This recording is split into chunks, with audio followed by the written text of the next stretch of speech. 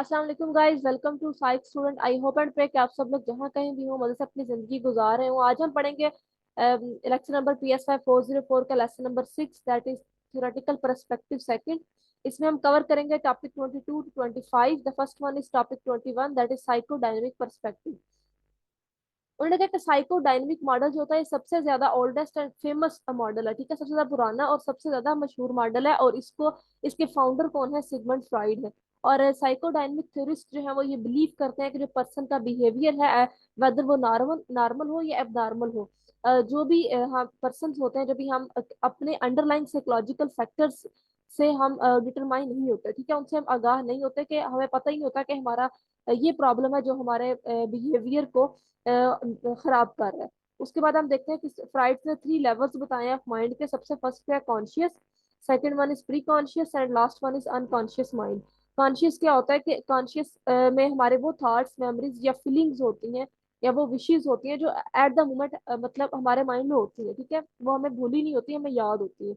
उसके बाद pre conscious में क्या होती है कि वो फीलिंग्स या वो थॉट्स जो हमें याद नहीं होती, लेकिन अगर हम थोड़ा सा सोचें तो वो हमारे कॉन्शियस में आके हमें याद आ जाती है। लेकिन अनकॉन्शियस माइंड में वो थॉट्स, अर्जेस या मेमोरीज होती है जो हम भुला चुके होते हैं, लेकिन वो हमारे अनकॉन्शियस माइंड में स्टोर होती है। इसीलिए अगर कोई हमारा बचपन में हमारे साथ कोई हादसा पेश आया होता है, या हम किसी फोबिया का शिकार होते हैं बचपन में, तो बड़े होकर भी हम उस लम्हे पर डर जाते हैं, क्योंकि वो हमारे अनकॉन्शियस माइंड में कहीं ना कहीं जरूर होता है। ठीक है। उसके बाद आगे बात हो रही है स्ट्रक्चर ऑफ पर्सनैलिटी की। स्ट्रक्चर ऑफ पर्सनालिटी में id, ego and super ego को हम डिस्कस करेंगे। सबसे फर्स्ट पे है इड। क्या होता है इड? में वो कह रहे हैं कि वो साइकोलॉजिकल इड फोर्स है, वो एक साइकोलॉजिकल फोर्स जिसके अंदर हम अपनी जरूरियात को पूरा करने की फौरी तौर पर ख्वाहिश रखते हैं। ठीक है, कि अगर कोई जैसे बच्चे को भूख लगती है तो वो रोता है कि मुझे अभी कुछ खाने को दिया जाए। इसी तरह वो ईड में भी ये ऐसा होता है कि वो पर्सनैलिटीज जिसके अंदर इंसान का अपने खुद पर कंट्रोल नहीं होता, और वो अपनी ख्वाहिशात को पूरा पाने के लिए किसी भी वक्त का इंतजार नहीं करता।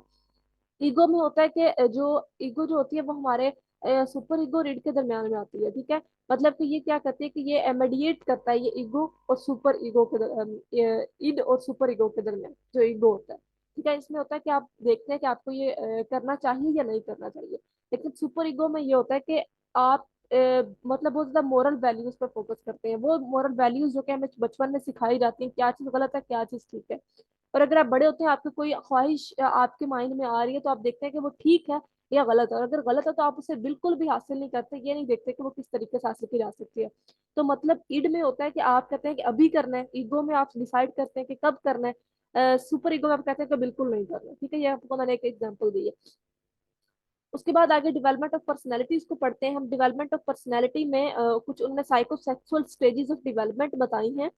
जो सबसे पहला स्टेज है वो है ओरल स्टेज, जिसका पीरियड होता है 0 to 18 मंथ। इसके अंदर क्या होता है कि फॉर एग्जाम्पल बच्चा जो होता है वो अपनी हर चीज को जो उसका जो भी बच्चा होता है 0 to 18 मंथ का, उसके सामने आप कोई भी चीज लाएंगे वो मुंह ही खोलेगा। ठीक है, वो खाने वाली है नहीं है, उसके अंदर वो हर चीज को मतलब के माउथ सकिंग, बाइटिंग या च्यूइंग। ठीक है।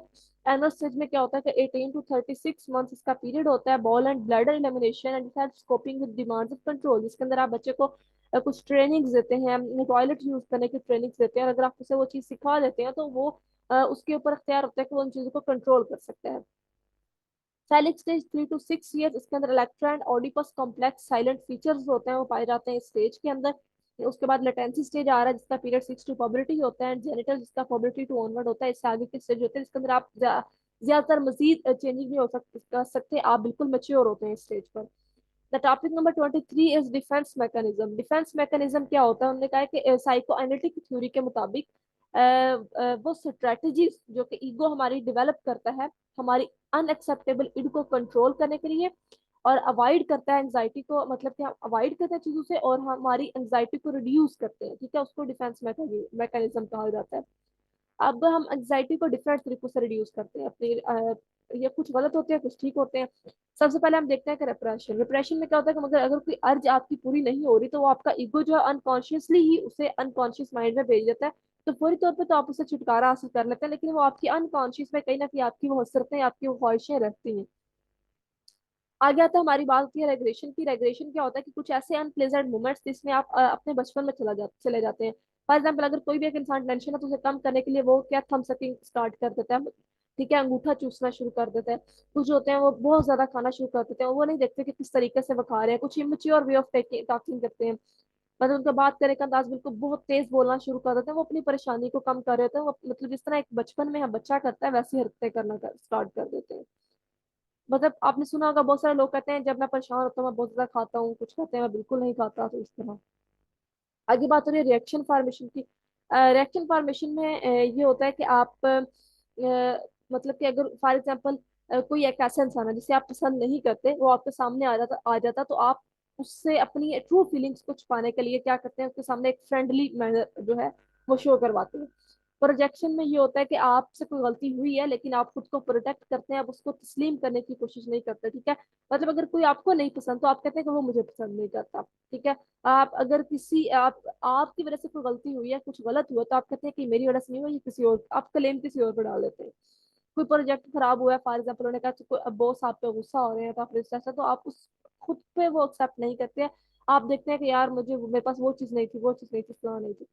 रैशनलाइजेशन में क्या होता है कि आप वजाहतें देते हैं। ठीक है, अगर कोई आपसे गलती होगी, आप अपने पेरेंट्स को वजाहतें देते हैं, एक किस्म का हमारे जो पेरेंट्स होते हैं ना वो सब समझते होते हैं, उन्हें समझ आ जाती है, लेकिन हम अपनी तरफ से वजाहतें देके खुद को रिलैक्स करने की कोशिश करते हैं कि जो मैंने गलत किया था उसका पता नहीं चला, मैंने उसको कवर अप कर लिया। ठीक है, एट द स्पॉट आप इस चीज की कोशिश करते हैं। नेक्स्ट बात हो रही है डिस्प्लेसमेंट की। डिस्प्लेसमेंट में क्या होता है कि आप किसी एक चीज का गुस्सा या एग्रेशन किसी दूसरी जगह पे जाके उतारते हैं। फॉर एग्जाम्पल रास्ते में अगर कोई आपकी गाड़ी के कोई आपकी गाड़ी के आगे आ गई, या आप किसी की गाड़ी के आगे आ गया, आपको किसी वजह से गुस्सा है, तो आप क्या करेंगे, आप ऑफिस पहुंच के अपने किसी रूममेट पे सारे का सारा गुस्सा उतार देंगे। नॉर्मल एंड अबनॉर्मल फंक्शनिंग में बात हो रही है कि उन्होंने कहा कि नॉर्मल एंड अबनॉर्मल फंक्शनिंग में ये होता है कि जो हमारी तीनों हिस्से हैं, ठीक है, जो तुम्हारी तीनों हमने पढ़ी हैं, ईड, ईगो एंड सुपर ईगो, और अगर ये तीनों हिस्से स्मूथ चल रहे हैं तो वो एक जो पर्सनैलिटी है वो स्मूथ समझी जाती है। टॉपिक 24 में therapeutic techniques of psycho analytical therapy, जिसके अंदर उन्होंने कुछ टेक्निक्स बताई हैं साइको एनालिसिस में। फ्री एसोसिएशन, सबसे पहले फ्री एसोसिएशन में क्या होता है कि जो थेरापिस्ट होता है वो क्लाइंट को, मतलब आप एक जगह पे बिठा देते हैं या बिठा देते हैं, उससे कहते हैं कि आपके माइंड में जो भी चीजें आ रही हैं बोलते जाए। ठीक है, जो फीलिंग्स, इमेजेस, जो कुछ आ रहा है, चाहे वो अनइम्पोर्टेंट है, लेकिन अब आप बोले, ये प्रैक्टिस करें, इसको फ्री एसोसिएशन कहा जाता है, जिससे फिर थेरापिस्ट उसकी उन चीजों को नोट करता है। रेजिस्टेंस क्या होता है कि जो क्लाइंट आपको कोई इंटरव्यू दे रहा है या कोई भी टेस्ट दे रहा है, तो वो आपको जो चीजें बताने पे झिझक महसूस करता है जो आपको बताना नहीं चाह रहा होता। ठीक है, जहाँ पे उसे बताने में रुकावटें पेश आ रही होती हैं, तो थेरेपिस्ट साइकोलॉजिस्ट कहते हैं कि उसी चीज पे फोकस करें जो आपको वो नहीं बताना चाह रहा। वो अपने वाइफ के बारे में बात नहीं करना चाह रहा, बच्चों के बारे में बात नहीं करना चाह रहा, तो प्रॉब्लम वही हो सकता है। इसलिए आप उस चीज को जानने की कोशिश करें जो चीज आपको वो बताना नहीं चाह रहा।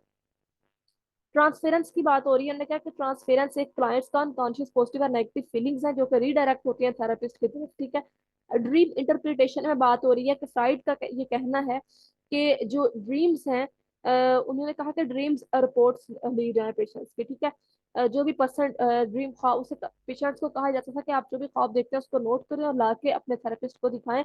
उससे ये होगा कि आप पर्सन के कुछ इनसाइट जो है वो चीजों को जान पाएंगे, उसकी पर्सन की मोटिवेशन या विशेष के बारे में। कैथारसिस क्या होता है? कैथारसिस होता है कि मतलब आप किसी के साथ बात शेयर करते हैं तो आपको लगता है कि आप खुद रिलैक्स हो गए बात शेयर करके किसी के साथ।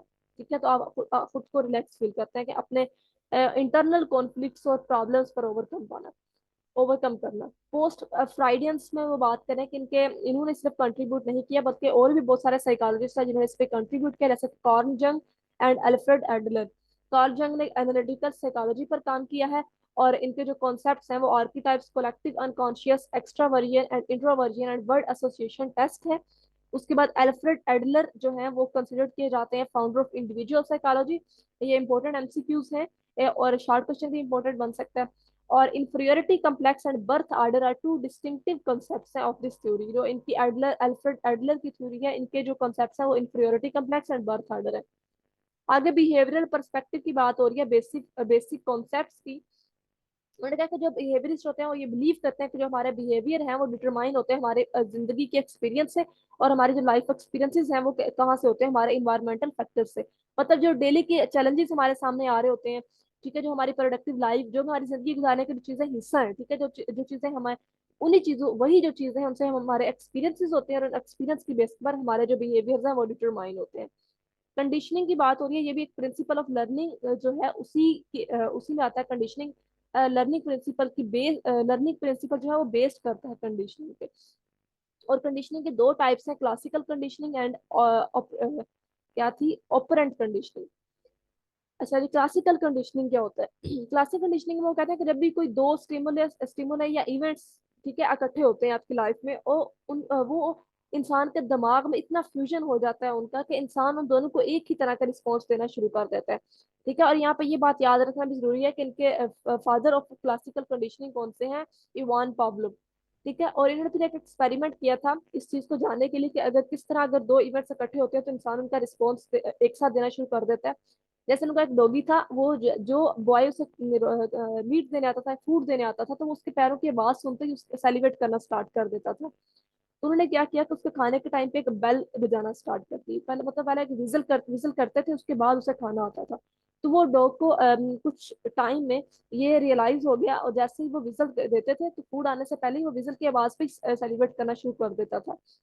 तो इस तरह क्या हुआ कि दो इवेंट्स होते वो एक साथ हुए, और वो उनको उनको एक जैसा रिस्पॉन्स देने लगा। मतलब अब विजिल का मतलब ये तो नहीं हो सकता कि बंदा फूड है, लेकिन उसे पता है कि विजिल मिलने के बाद मुझे फूड मिलती है। ऑपरेंट कंडीशनिंग क्या होती है? ऑपरेंट कंडीशनिंग में ये होता है कि आप कोई भी बिहेवियर ऐसा परफॉर्म करता है जिससे आपको रिवॉर्ड किया जाता है। ठीक है, इसके प्रिंसिपल पढ़ के हमें इसकी अच्छे से समझ आएगी। इसमें सबसे पहले हमारे पास है इमीडिएसी। इमीडिएसी में क्या होता है कि अगर आप कोई बिहेवियर बंदा परफॉर्म करे, अगर कोई एक बच्चा से अच्छे मार्क्स लिए हैं तो उसको आप फौरन रिवॉर्ड करें। अगर उसने कोई असाइनमेंट जमा करवाई हो तो आप उसको फौरन उसकी 1 या 2 दिन में असाइनमेंट चेक करके उसको वापस करें। वो अपने मार्क्स देख के उससे उससे वो एक री भी जिससे कहा जाता है, मतलब उससे खुशी मिलेगी। लेकिन अगर उसकी असाइनमेंट पड़ी रहती है महीनों, 2 महीनों, 3 महीनों तक, तो वो उसकी वो खुशी नहीं रहती। तो इसलिए reward of behaviour must be close in time and space. Consistency ये होती है कि अगर आप एक दफा कोई बंदा एक अच्छा काम कर रहा है, आप उसे रिवार्ड करते हैं, दूसरी दफा वो करता है नहीं करते, तीसरी दफा कर देते हैं, चौथी दफा नहीं करते, ऐसा नहीं होना चाहिए। उसकी कंसिस्टेंसी उस चीज में होनी चाहिए। अगर पनिशमेंट है या वो री है, कोई भी मतलब रिवार्ड है, उसमें कंसिस्टेंसी जरूरी है। री की बात हो रही है कि consequences of behaviour are satisfying, they are called री। इसमें आपके बिहेवियर्स होते हैं वो सेटिस्फाई होते हैं। इसमें अब दो टाइप्स भी हैं इसकी, पॉजिटिव री, नेगेटिव री। पॉजिटिव री, फॉर एग्जाम्पल अगर किसी एक बच्चे ने अच्छा काम किया है, होमवर्क किया, उसकी माँ उसे गले लगाती है, या उसे इनाम देती है, उसे कैंडी देती है, उसे पैसे देती है, कोई भी चीज, ठीक है, वो उसके रिवार्ड में आती है, जो कि उसे हैप्पीनेस देती है, स्माइल देती है। पॉजिटिव री when it moves and aversive state such a pain as और फियर, मतलब आपको किसी चीज का पेन हो रहा है, सर दर्द हो रहा है, पेनाडोल लेते हैं, उसका आराम आ जाता है, तो वो नेगेटिव री में आता है। कि आप क्या करते हैं कि आप जस्ट उस एक फिजिकल जो ऑब्जेक्ट था, जो पेन था, उससे रिलीफ लेने के लिए जो ठीक है उस मेडिसिन को यूज करते हैं। पनिशमेंट में क्या होता है कि आप कुछ बिहेवियर जो कि सही नहीं है, जो अनसेटिस्फाइंग है, उनको खत्म करने के लिए आप अगले इंसान को पनिश करते हैं। ठीक है, साइकोलॉजिस्ट ने इसको कुछ अच्छा सपोर्ट भी नहीं किया पनिशमेंट को, लेकिन कुछ ऐसे बिहेवियर्स होते हैं जिनको कम करने के लिए पनिश किया जाता है। मॉडलिंग की बात हो रही है। मॉडलिंग लास्ट पे टॉपिक रह गया जो हमारा, उन्होंने कहा कि एक प्रोसेस है लर्निंग का जिसके अंदर हम दूसरों को कॉपी करके सीखते हैं। ठीक है, ऑब्जर्विंग एंड इमिटेटिंग अदर्स। ठीक है, आप दूसरों को ऑब्जर्व करते हैं और उनसे लर्न करते हैं, वो आता है मॉडलिंग। उन्होंने कहा कि phobias can also be acquired by modelling.